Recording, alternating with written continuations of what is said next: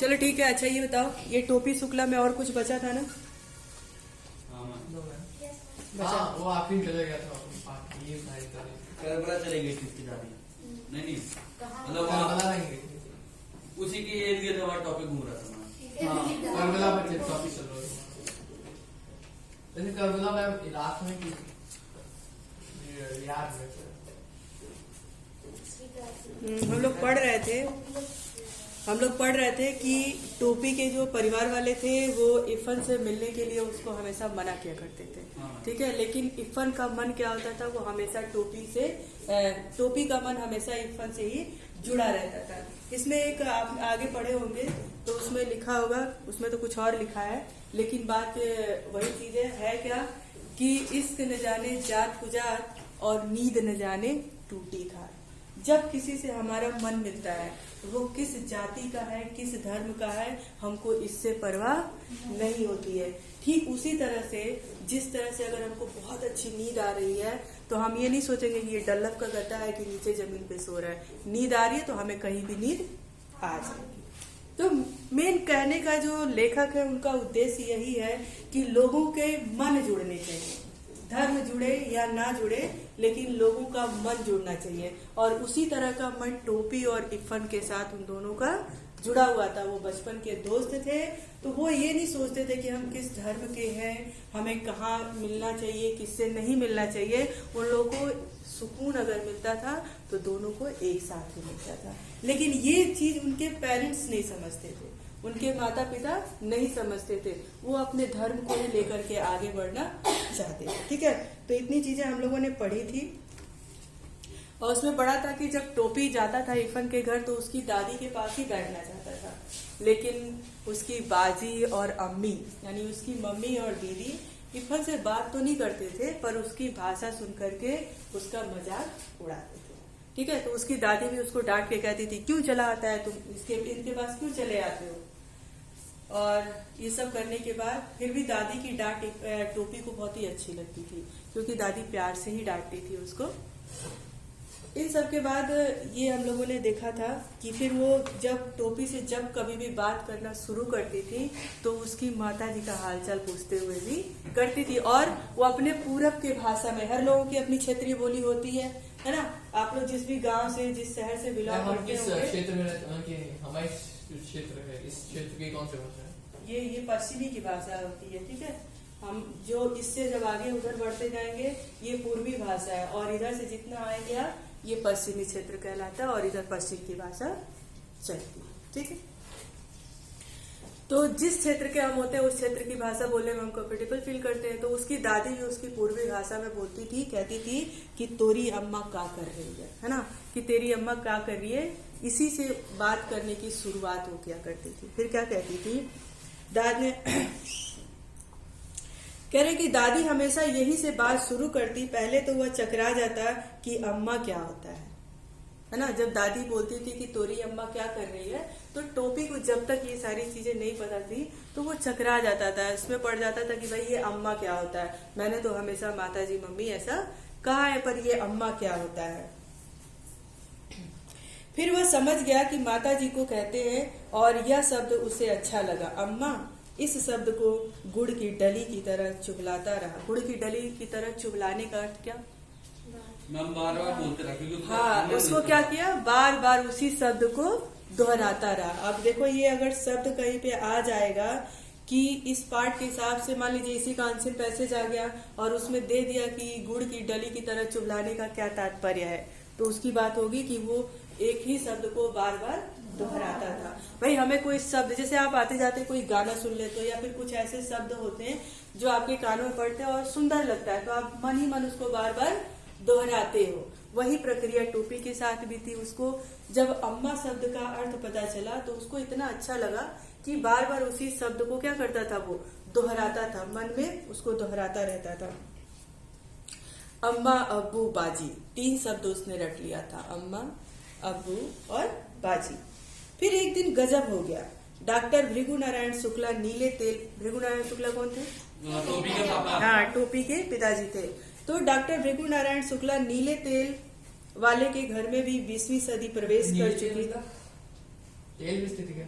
नीले तेल वाले के घर में भी, हाँ कोई होगा, नीले तेल बेचने वाले घर भी, यानी उन्हीं की बात कर रहा था वो, इफन की, प्रवेश कर चुकी थी। यानी खाना मेज कुर्सी पर होता था, लगती तो थालियां ही थी परंतु चौके पर नहीं। देखो पहले ये चौके पर और मेज की बात क्यों कर रहे हैं, ये जो नीले तेल वाली की बात कर रहे हैं, कह रहे जो नीला तेल बेचने वाले थे वो भी लोग बहुत पुराने युग के थे और उन्हीं समय की रीति रिवाजों को मानते थे। लेकिन अब तो उनके यहाँ भी, उनके मन में भी ख्याल आया कि अब तो उनके यहाँ भी रीति, उनकी प्रथाएं क्या हो गई है, बदलने लगी है। जो खाना चौके पर अर्थात जमीन पे अपना कुछ आसन वगैरह बिछाया जाता था और उतने दूर की जमीन को साफ किया जाता था, वहां पर बैठ करके लोग खाना खाते थे। इस तरह से डाइनिंग टेबल पे, कुर्सी पे, मेज पे हाथ पे लेके खाना कोई नहीं खाता था। ठीक है, आपके घर में भी कोई बहुत बूढ़ा बुजुर्ग होगा तो अभी भी जमीन पे ही बैठ करके प्यार से खाना पसंद करता होगा, है ना। तो उसी को कहते हैं चौके पर खाना। ठीक है, तो वो कहते हैं जो टोपी के पिताजी कह गए अब तो इसके यहाँ भी चीजें बदल गई हैं, है ना। अब ये 20वें युग में यानी नए युग में प्रवेश कर गया है। यहाँ पर भी अब खाना लोग चौके पे नहीं, कुर्सी मेज पर खाना पसंद करने लगे। अब मेन बात यहाँ पे कुर्सी मेज और चौके की नहीं थी, क्या थी, अपने आप को बदलने की थी, अपनी सोच को बदलने के बारे में लेखक कह रहा है कि अब उनकी भी सोच थोड़ी थोड़ी ये सारी चीजें देख करके क्या हुई, बदलने लगी कि भाई सब बदल रहे हैं तो हमें भी कुछ बदलाव करना चाहिए। फिर कह रहे हैं कि लगती तो थालियां ही थी परंतु चौके पर नहीं। भाई खाना तो हम थाली में ही खाएंगे ना, लेकिन वो थाली की जगह बदल करके कुर्सी मेज पर हो गई थी, यानी बदलते हुए परिवेश में आ गया था। काम तो वही करता था पर थोड़ा सा बदलाव आ गया था उसमें। फिर कह रहे उस दिन ऐसा हुआ कि बैगन का भुर्ता उसे ज्यादा अच्छा लगा। राम दुलारी खाना परोस रही थी कि टोपी ने कहा अम्मा जरा बैगन का भुर्ता देना। अम्मी है ना, मुसलमान अम्मी कहते हैं ना अपनी मम्मी को, तो कह रहे कि अम्मी जरा बैगन का भुर्ता देना। क्यों? क्योंकि उसको अम्मा शब्द बड़ा ही अच्छा लग रहा था और इफन के साथ रहते रहते उसने अम्मी भी सुन रखा था और अम्मी उसको अच्छा लगता था। तो कह रहे कि मेज पर जितने हाथ थे रुक गए, यानी उस डाइनिंग टेबल पे जितने लोग खाना खा रहे थे, अम्मी शब्द सुनते ही सारे हाथ रुक गए। जितनी आंखें थी वे टोपी के चेहरे पर जम गई। अम्मी यह शब्द इस घर में कैसे आए? लोग कहने लगे भाई ये तो ब्राह्मणों का घर है ना, तो ये शब्द इस घर में कैसे आ गए? जानते हैं इस पे एक बड़ी अच्छी सी कहानी है, ऐसे वो मतलब रियल स्टोरी है। लोग कहते हैं ना उच्च कुल उच्च खानदान, उसको बंद करते भले ही उस अम्मी शब्द का अर्थ वही होता हो, भाई अम्मी कह लो, माता जी कह लो, मम्मी कह लो, अम्मा कह लो, जो कह लो, कह तो अपनी माँ के लिए ही रहे ना, वो चाहे किसी भी धर्म से आया हो। तो उसकी मिठास को देख करके नहीं, लोग उसके शब्द को, किस धर्म से आया है ये शब्द, कौन सी भाषा का है, उस पर टिप्पणी कसना जरूर है। तो उनको भी बड़ा आश्चर्य हुआ कि हमारे घर में ये अम्मी शब्द आया कहाँ से। फिर कह रहे अम्मी परंपराओं की दीवार डोलने लगी। ये लफ्ज तुमने कहाँ सीखा? सुभद्रा देवी ने सवाल किया। सुभद्रा देवी टोपी की माता जी थी, मतलब ये कहने लगे, तो उन्होंने कहा कि भाई अम्मी शब्द ये जो है ये तुमने सुना करके पूरी परंपराओं को हिला दिया। हमारे जो धर्म थे, रीति रिवाज थे, उसको आपने क्या कर दिया? हिला दिया। उस अम्मी शब्द के पीछे जो प्यार था, जो भावना थी, जो माता जी थी, वो माता जी अब धर्म में बदल गई, है ना। उन माता जी को बस माँ, माता जी, अम्मा यही सुनने की आदत थी, क्योंकि वो उनके धर्म की थी। भाई अम्मी और मम्मी और माता जी कहने से क्या माता जी बदल गई? वही है ना। लेकिन उन्होंने कहा कि तुमने तो हमारी परंपराओं की दीवार ही हिला दी, ये लफ्ज तू इस घर में लाया।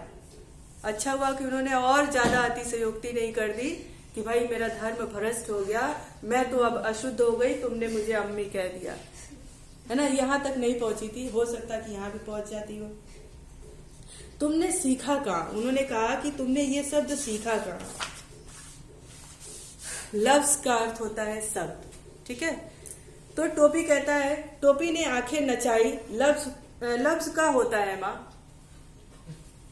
अब सोचो, लफ्ज भी कहाँ से आया है? उर्दू से ही आया है ना। तो लफ्ज उनके लिए सही था पर अम्मी उनके लिए गलत था। अब टोपी भी घूम गया भाई कि मैंने क्या गलत कर दिया, मैंने तो एक उर्दू शब्द का प्रयोग किया। तो उसने कहा लफ्ज। टोपी ने चारों तरफ आंखें घुमाई और कहा कि लफ्ज क्या होता है मम्मी? तो उन्होंने कहा ए अम्मी का कहना तुमको किसने सिखाया? कहा कि मम्मी ये तुमको लफ्ज कहना किसने सिखा दिया? भाई हमने तो अम्मी कहा तो आपने सवाल खड़ा कर दिया, ये शब्द कहाँ आया? हमारी परंपराओं की दीवार डोल गई। लेकिन माँ आपको ये लफ्ज कहाँ से किसने सिखाया? फिर कहते हैं कि दादी गर्जी ई हम इफन से सीखा है ना, दादी गर्जी। और उसने कहा कि ये शब्द हमने इफन से सीखा है। हाँ, नहीं उसका पूरा नाम क्या है? तो उसने कहा, इफन ने कहा उसका पूरा नाम क्या है? उसने कहा, तो दादी ने कहा ये हमें नहीं पता, बस इफन से सीख लिया है, इफन का पूरा नाम क्या है ये हमें नहीं पता। तय कौनू मियाँ के लड़का से दोस्ती कर लिए भाई कार्य। अब सोचो इफन कौन है उनको नहीं पता है ना, लेकिन इफन से लफ्ज उन्होंने सीख लिया, उसने अम्मी सीख लिया। उसके बावजूद कह रही हैं कि तू अम्मी शब्द सुन करके कि क्या तुमने किसी मियाँ के मुसलमान के लड़के से दोस्ती कर ली है क्या? फिर कह रहा है राम दुलारी की आत्मा गनगना गई। गनगनाना मतलब क्या हो गया? कांप गई, हिल गई, है ना, एकदम डोल गया, उनका आत्मा ही डोल गया, भूल गया जिसको बोलते हो, है ना। तो एकदम गनगना गई, एकदम हिल गई कि भाई ये क्या कह दिया इसने। फिर कहती है बहू तुमने कितनी बार कहूं कि मेरे सामने गंवारों की यह जबान न बोला करो। सुभद्रा देवी राम दुलारी पर बरस पड़ी।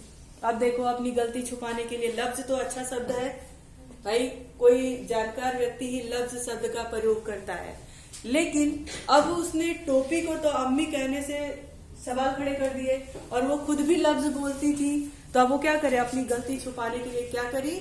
टोपी की दादी उसकी अम्मा पर बरस पड़ी और कही क्या, बहू मैंने तुमसे कितनी बार कहा है कि उन गंवारों की, यानी दूसरे धर्म के लोगों को उन्होंने क्या कहा? गंवार कहा कि मैंने तुमसे कितनी बार कहा है कि उन गंवारों की कोई बोली मत अपनाया कर। और उनकी दादी भूल गई थी शायद कि हमारे अस्तित्व में बहुत सारे ऐसे शब्द हैं जो उर्दू से ही आए। तो कह रहे क्या लड़ाई का मोर्चा बदल गया, मतलब बात को टाल दिया उन्होंने, कहा ये मैंने क्या बोल दिया। कभी कभी होता है ना कि जैसे मान लो हम ही लोग को ले लो, कभी कभी हम लोग कुछ पढ़ा रहे होते हैं तो गलत हो जाता है, लेकिन अब बच्चों के सामने एडमिट कैसे करें कि ये गलत हो गया? भाई टीचर गलत हो गई तो गलत बात हो जाएगी ना। तो हम क्या करते हैं, बातों को गोल गोल घुमाते हैं और टॉपिक चेंज करके दूसरी टॉपिक पे पहुंच जाते हैं। अब वहीं पे ये भी उन्होंने भी यही कहा कि भाई सेम गलती दोनों से हुई है, टोपी से भी हुई है, टोपी की माँ से भी हुई है, अब हम क्या करें? तो उन्होंने बस जब लोग गलत करते हैं तो क्या करते हैं, अपनी आवाज ऊंची कर लेते हैं, है ना, दूसरे की आवाज छुपा देते हैं। अब उन्होंने क्या किया, वहां से टॉपिक चेंज कर दिया। लड़ाई का मोर्चा बदल गया, ऐसा भी क्वेश्चन बन सकता है, ठीक है।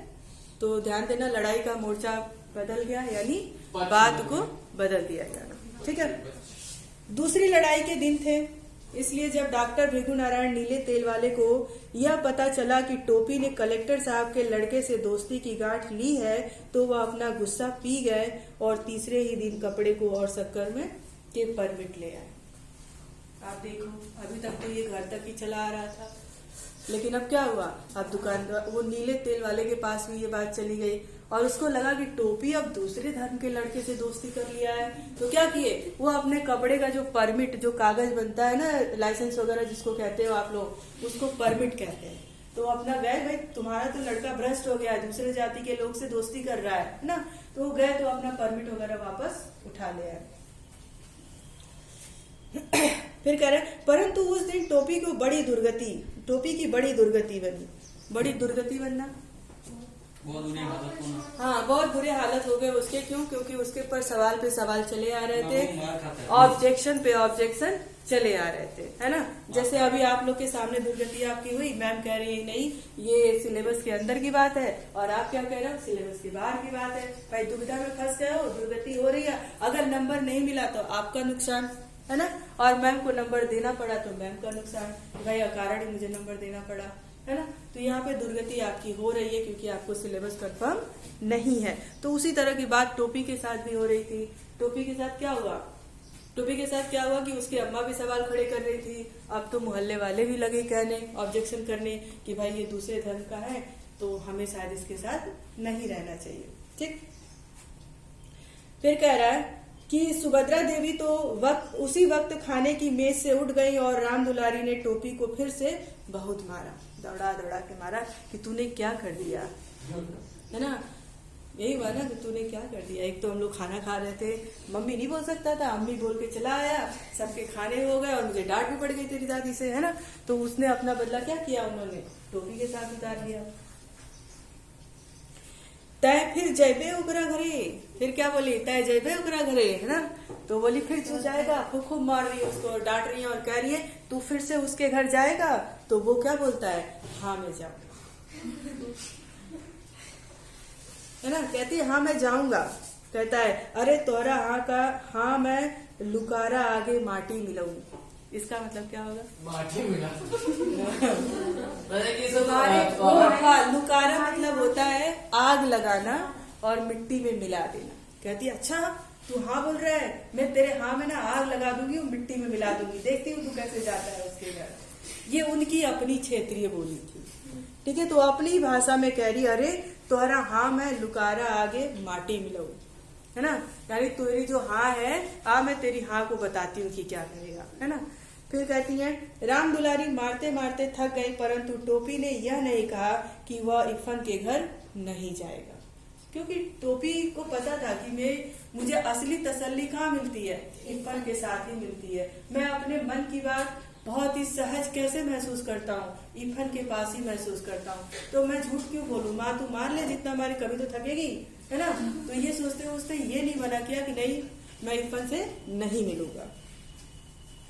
यही होती है असली दोस्ती, ठीक है। फिर मुन्नी बाबू और भैरव उसकी कुटाई का तमाशा देखते रहे।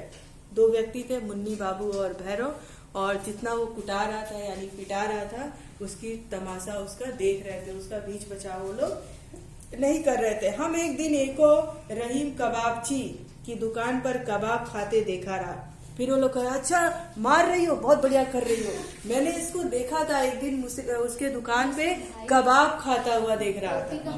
भाई खा रहा था, और छोटा भाई भैरव था। उसने कहा बहुत कर रही हो, बहुत बढ़िया कर रही हो माँ, है ना, इसको मारो मारो इसको। ये भाषा बोल रहा है, मैंने तो इसको कबाब खाते भी होगी देखा था। वो खाता है उसको मतलब वो क्या बोलते हैं, रिश्वत देता है ताकि वो अम्मी से ना बताए। हाँ, कबाब की खाते दे रहा था, है ना। मुन्नी बाबू ने टुकड़ा लगाया, टुकड़ा लगाया मतलब आग लगाया, है ना, उसकी चुगली कर दी। और चलो मार खा रहा है, चलो बहुत हमको डांट खिलवाया। भाई छोटे भाई बहन क्या करते हैं, बड़ों को डांट खिलवाते हैं ना। कहा चलो आज इसकी बारी, आज मैं इसको लगवाता हूँ टुकड़ा। तो उन्होंने क्या किया, टुकड़ा लगाया। हाँ मम्मी मार रही हो, दो चार और मार लो, तुम तो शब्द की बात कर रही हो, मैंने तो इसको कबाब खाते हुए भी देखा था, मारो मारो खूब मारो। फिर क्या कह रहे हैं, फिर कबाब, वो कह रही अच्छा कबाब। मैं तो सोच अभी शब्द से देख रही थी कि मेरे संस्कारों के दीवार, परंपराओं के दीवार हिल रहे थे, ये तो कबाब दिखा कर आया। नींव भी टूट गई पूरी तरह से ये अशुद्ध है ना। राम राम राम राम, है ना, कहने लगी राम राम राम राम राम। राम दुलारी घिन्ना के 2 कदम पीछे हट गए। ऐसा लग रहा था जैसे वो कबाब खाया नहीं है, पूरा पोता हुआ है शरीर में, वो बिल्कुल घिन्ना गई उससे और 2 कदम पीछे हट गई। टोपी मुन्नी की तरफ देखने लगा, क्योंकि असलियत यह थी कि टोपी ने मुन्नी बाबू को कबाब खाते हुए देख लिया था। अब देखो, टोपी जब मुन्नी बाबू ने कहा, उसके भाई ने जब उसकी शिकायत लगाई, तो टोपी उसकी तरफ देख रहा था। क्यों देख रहा था, क्योंकि टोपी ने खुद ही मुन्नी बाबू को देखा था कि ये कबाब खा रहा था, है ना। तो देख लिया था। और अब तक मुन्नी बाबू की कोई बात इरफान के सिवा किसी और को नहीं बताई थी, है ना। टोपी ऐसा था कि अब तक जो भी उसके भाई बहन करते थे वो सिर्फ इरफान को बताता था, लेकिन अब मुन्नी बाबू ने इसकी शिकायत कर दी थी। तो अब वो देखो क्या करता है, कहता है तू हमें कबाब खाते देखे रहे हो ना, देखा रहा उस दिन मुन्नी बाबू ने कहा, है ना। उसने कहा, टोपी ने कहा कि तुमने मुझे कबाब खाते हुए देखा था। तो मुन्नी बाबू कह रहा हाँ उस दिन देखा था ना, वो दिन उस दिन देखा था ना।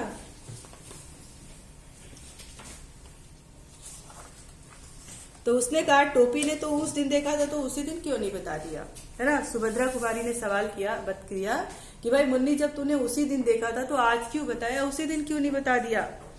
ये झूठा है दादी, टोपी ने कहा कि दादी ये झूठा है। उसी दिन टोपी बहुत उदास रहा। वह अभी इतना बड़ा नहीं हुआ था कि झूठ और सच के किस्से में पड़ता, और सच्ची बात तो यह थी कि वह इतना बड़ा कभी नहीं हो सका। उस दिन तो वह इतना पिट गया था कि उसका सारा बदन दुख रहा था। मतलब कुल कहने का मतलब कि टोपी भले उम्र में बड़ा हो गया हो, लेकिन मन से अभी इन सब उसमें जकड़ मकड़ जाल में नहीं फंसा था, है ना। वो बस ये जानता था कि किसके साथ हमको रहना चाहिए, नहीं रहना चाहिए। ये भावनाएं जाति धर्म तक नहीं गई थी, बस उसको इतनी बात पता थी कि जिससे मन मिलता हो उसके साथ आप रह सकते हो, है ना। उसमें नहीं गया था कि अरे नहीं ये हिंदू है तो इसको भाई। अच्छा बताओ, कभी कोई किसी से प्यार दोस्ती ये देख के करता है क्या कि हिंदू है मुसलमान है, ऊंचे कुल का है नीचे कुल का है, नहीं, है ना। जिसके साथ हमारा मन मिलता है वो ऐसे ही मिल जाता है, कभी जाति धर्म के आड़े नहीं आता। और जो जाति धर्म पूरा एकदम प्री प्लान करके करता है वो कभी उससे दोस्ती, कभी किसी से प्यार कर ही नहीं सकता। तो वही चीज टोपी के साथ भी था, है ना। टोपी सब विषय में नहीं सोचता था, उसको इरफान पसंद आता था, वो उसके साथ एकदम सहज महसूस करता था, तो उसके आगे सारी चीजें बेकार थी। तो कह रहा है कि ये झूठा है दादी, टोपी ने कहा, है ना। और टोपी उसके बाद से बहुत उदास रहने लगा, क्योंकि वो इतना बड़ा भी नहीं हुआ था, ना मन से ना उम्र से, लेकिन इतना फिट चुका था कि बिल्कुल थक गया था। वह बस लगातार एक ही बात सोचता रहा कि अगर एक दिन के वास्ते वह मुन्नी बाबू से बड़ा हो जाता तो समझ लेता उनसे, है ना। वह बस यही सोचता रहा कि एक दिन के लिए, जैसे वो अनिल कपूर एक दिन का मुख्यमंत्री बना था ना, तो नायक पिक्चर में कि मैं एक दिन का, अगर तुम एक दिन के मुख्यमंत्री होते तो क्या करते, तो भाई उसने कहा एक दिन का होता तो बहुत कुछ बदलने की कोशिश करता। वही टोपी भी सोच रहा था, भाई अपनी मर्यादा में था ना, वो अपने बड़े भाई को क्यों डांट खिलवाता, क्यों ऐसा करता है ना, उनके साथ बुरा व्यवहार नहीं कर सकता था। तो उसने कहा कि काश मैं मुन्नी बाबू से एक दिन के लिए बड़ा हो जाता तो मैं इनको समझ लेता, है ना। इन्होंने जो मेरी शिकायत लगाई है फिर मैं समझ लेता, क्या करता, दो बात हो जाती, समझ लेता, है ना। मतलब हम लोग भी कभी कभी सोचते हैं, हाँ होता ना, आओ बाहर निपट लेते हैं। गेट के बाद हम लोग तो कहा कि फिर अगर मैं एक दिन के लिए भी बड़ा होता तो मैं मुन्नी भाई से उनसे समझ लेता, परंतु मुन्नी बाबू ने बड़ा हो जाना उसके बस में तो था नहीं। ऐसा तो हो सकता है क्या, बस वो मन में ही सोच सकता है ना, लेकिन उसका मुन्नी बाबू से बड़ा हो जाना उसके बस में नहीं था।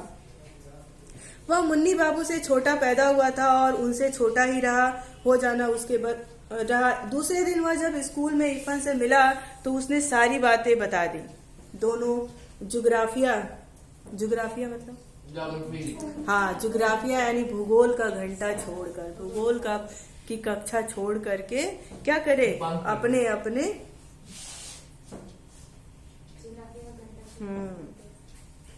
कह रहे दोनों जुग्राफिया का घंटा छोड़कर सरक गए। हाँ, क्लास बंक कर ली, है ना। दोनों जुग्राफिया का घंटा छोड़ करके सरक गए। पंचम की दुकान से इरफान ने केले खरीदे। पंचम की दुकान से उन लोगों ने क्या किया, ज्योग्राफी का, भूगोल का पीरियड छोड़ करके पंचम की दुकान से केले खरीदे। बात यह है कि टोपी फल के अलावा और किसी चीज को हाथ नहीं लगाता था। और मुन्नी बाबू ने क्या कहा था, कबाब भी खाता, यानी अपना दोष उसने टोपी के मत्थे मर दिया। टोपी कुछ कहता उनके बारे में, उसके पहले उसने ही उसके ऊपर इतना बोझ लाद दिया कि टोपी उठ ही ना सकेगा, है ना। और वो कबाब वाली बात टोपी से उठ करके मुन्नी बाबू तक आ ही नहीं पाएगी।